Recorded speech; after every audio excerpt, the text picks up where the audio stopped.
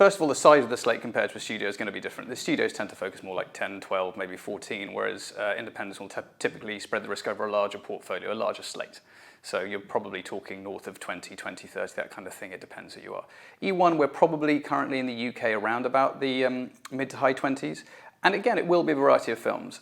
We will need frankly, some big budget drivers for the slate, the ones that we think can do 20, 30 million at the box office.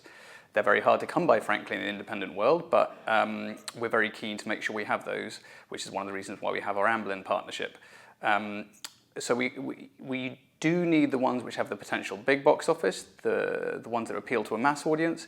We will want to support a whole bunch of other types of films as well, though, from local British cinema. We have films from Chris Morris, Armando Iannucci, Mike Lee, Ken Loach. Those are not only successful, and they can be successful, but they also bring certain prestige as well as a support for the British film industry. It is a combination both of what's available in the market, what we think suits our style, and we tend not to be releasing small micro-budget kind of films. They just frankly have a limited potential on the box office side, and the finance is always important.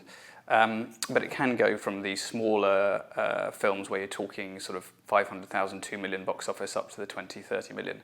And that portfolio is important not just for risk, but a diversification, I think, in what we represent and who we want to be. Up until 2020, we have a slate lined up at Disney.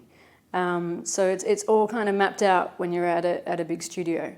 And Disney have really led the way in terms of that tentpole releasing strategy.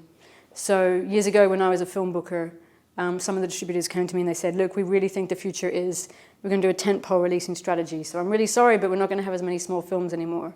The ones that you love and you get passionate about, there'll be less of those. It's going to be tentpoles. But Disney are the ones who actually have ended up delivering on that. So through the 5 studios that are in the banner of Disney, we've got Marvel, we have Pixar, we have Lucasfilm, we have Disney Animation and Disney Live Action. And within those, it's just such a clear structure that cuts through all the clutter of releases, and we can map them out. We have mapped them out up until 2020 at this point. Very different to an indie.